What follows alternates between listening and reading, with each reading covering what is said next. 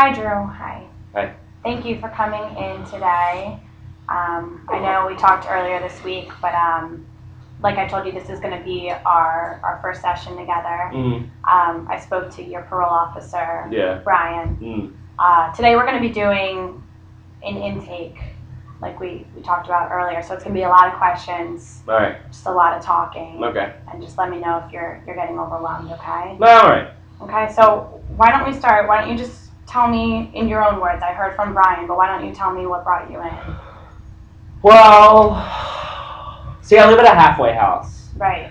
And like I hate being there, but I always feel like I need someone to be with. And so I was really feeling this guy. We were talking for 20 minutes, and I was like, I this is my soulmate. I just we are it. He gives me all the attention I need. I just love him. He's just great. I don't even care that he murdered someone. I don't care. And so I sent him a picture of my dick. And when he saw it and he was like, dude, I'm not gay, blah, blah, blah, blah. I was like, well, I'm going to kill myself. And this was the incident that Brian told me about. Yeah, and Brian was just like, you got to go see, he told me I had to be here, and I don't really know why, because I've had really good reactions to pictures of my dick, really, really good reaction, and I just it just really hurt my feelings when he wasn't showering me with the love and the attention that I thought I would get from him. I mean, we were talking for 20 minutes. I just it was. I hear that. Yeah. So can you look at me for a moment? Sure. Do you still feel like you want to kill yourself? No. No. No. You don't. No. Not at all. No. No, that usually just works. You don't have a plan? No, that usually just works. Okay. Whenever, I do something and, they're not oh, I love you, I'm just well, I gotta kill myself. Okay, so there's no feelings of that right now? No. Okay. Alright, then we can move on. Great. You're great. Yeah. Good. Alright, so let's talk a little bit about what brought you to the halfway house. Why? Because we need to complete the Alright, well, I got caught in an alleyway with this guy, and we were smoking crack, and I never smoke crack. I never smoke crack. You never smoke crack? No. Not even that time when I had the pipe in my mouth, and the cop was like, why are you smoking crack? I'm like, I'm not smoking crack! So you weren't smoking crack? I was. Okay. Yeah. Can you tell me a little bit about you and crack cocaine? I love crack. You love it? I love crack.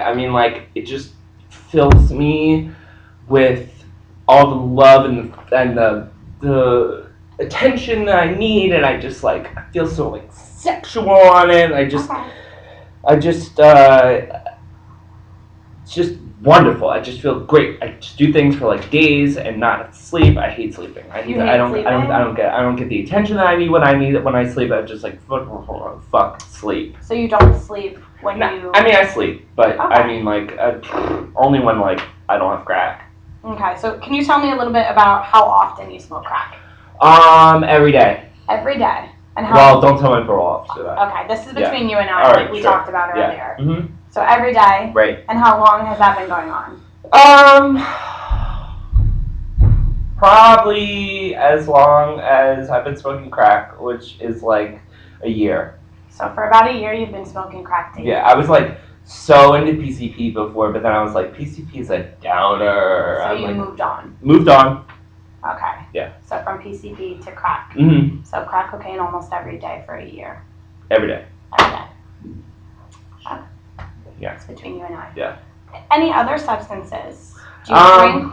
No, I don't like drinking because, no. Okay. No, just crack. All right, and how has crack affected your life besides being in a halfway house? Well, I was in jail for a year because I was also prostituting myself in that alleyway. I didn't tell you that when I was smoking crack. You didn't. No, I didn't. Okay. I was completely naked. with a man who was paying for my services. And you were prostituting yourself to get money for the crack? Sure. Yeah. Or something else? No, yeah, totally. I mean, yeah. Mm-hmm. And yeah. Mm-hmm. Yeah? Mm-hmm. Okay. Mm-hmm. Do you want to talk more about that? No, I mean, it is what it is. I'd do it again, though. I would do it again. I would do it again. You would do it again? Yeah. Okay. Okay. Just gonna write that down. We almost done. We just got a little bit more to go. Alright, well, at least it's all about me. It is all about you right now. Am I, like, doing okay? You're Like, doing am I okay? You're Am I alright? You Am are. I alright? Yeah. Doing alright. Mm-hmm. Tell me. Do you want to see the picture? I don't. Okay. Not right now. Thank I you. get it. I get it. You, from what you're telling me right now, you like to be the center of attention.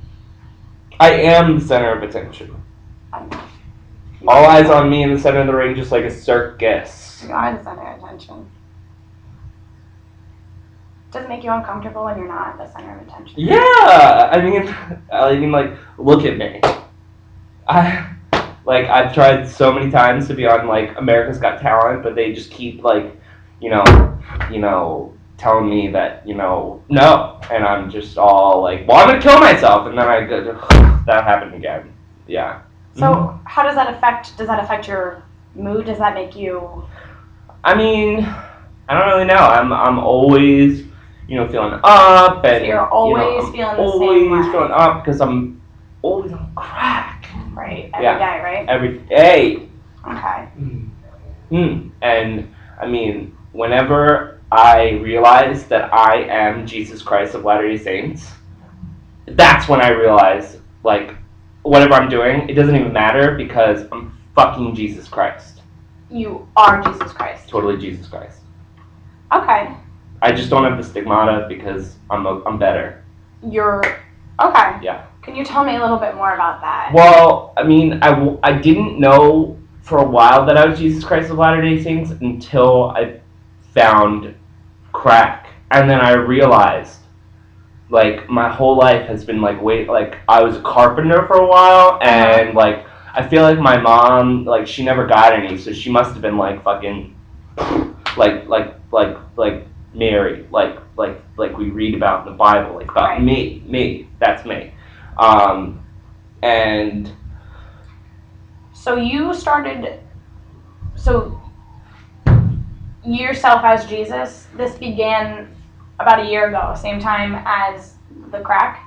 Yeah. Yeah? Yeah. Okay. And do you feel it every time you're on the crack cocaine? I mean, I'm pretty much always cracked out. So are you pretty much always Jesus? Yeah. Okay.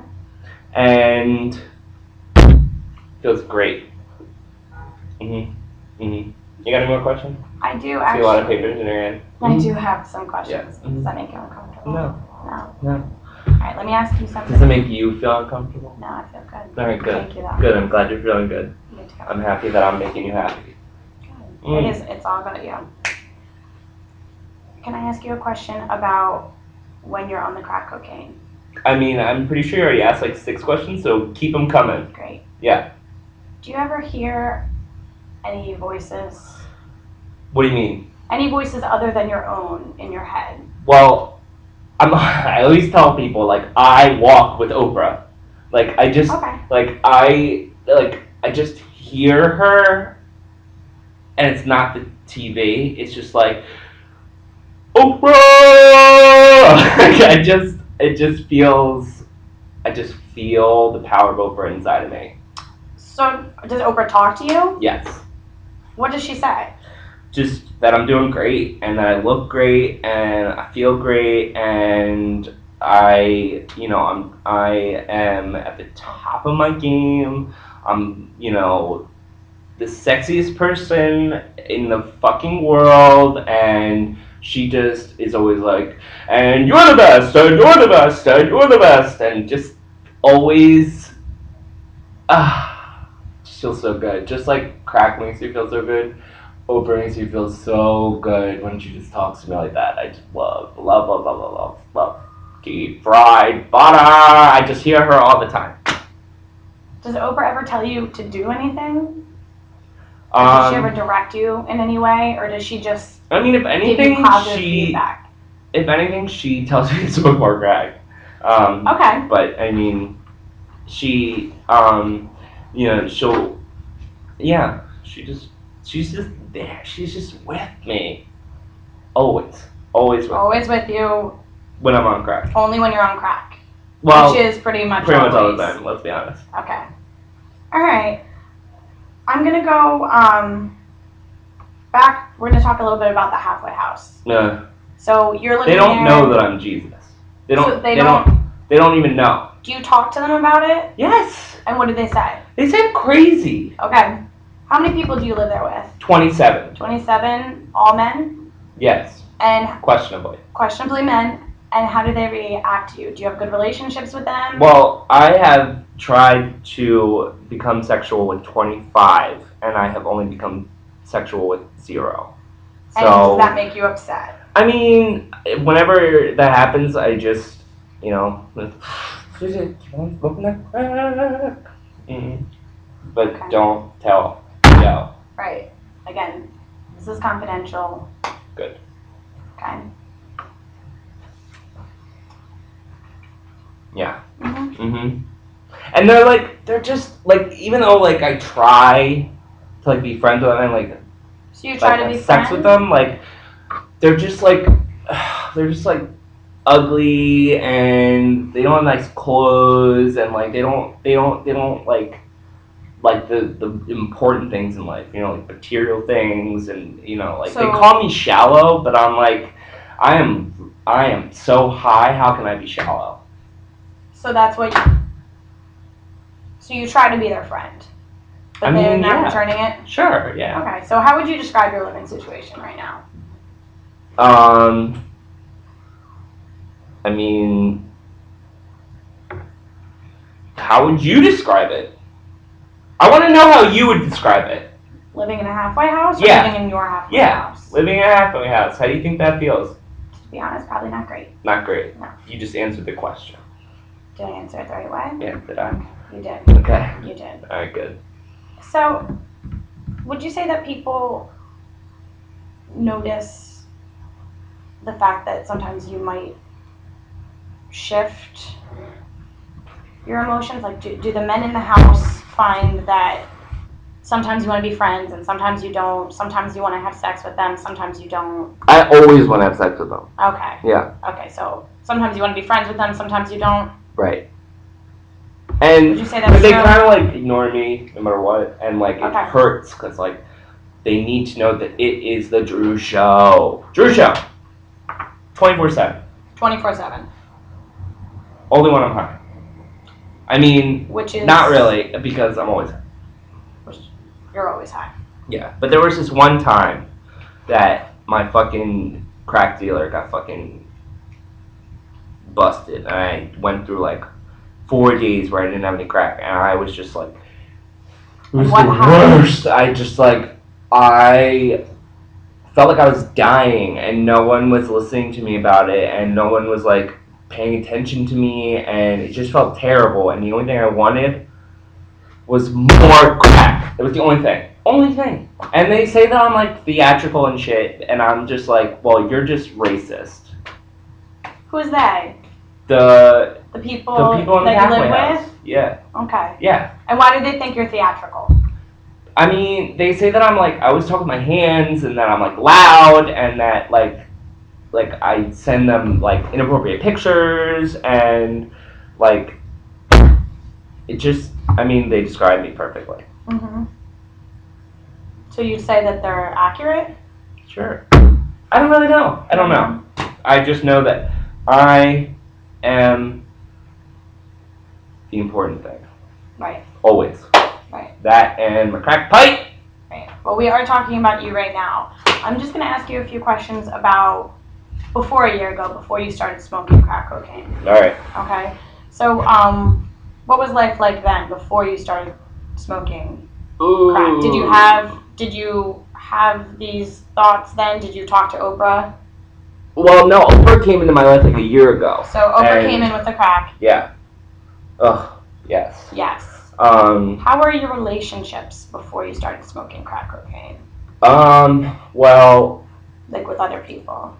I mean, I grew up. I mean, I don't have parents. You don't have parents. I grew up like in an orphanage and then a foster home, and I mean, I didn't really have anybody who paid attention to me, and you know, I don't like to talk about the past. That's why I like to smoke crack, because I don't have to think about the past. And just like now that I'm Jesus Christ and I'm the Lord and Savior and the Messiah, and yeah. When did you first start using drugs? You mentioned PCP. Well, I started with PCP when I was like 16, and I'm 28 now, and I was doing PCP for like, had to be like 10 years. I had like a 10-year relationship with PCP, and it was fabulous because it always gave me what I needed, and then I was like, wow, I'm smoking embalming fluid. I'm like killing myself. And then I was like, well, there's crack, and that's not killing me because I feel amazing on it. And yeah, PCP. I mean, I love that woman. I love that was a lady in my life. That PCP, that crack PCP, crack PCP. It was just great. But now I'm just a crack smoking girl. Why aren't you talking about me?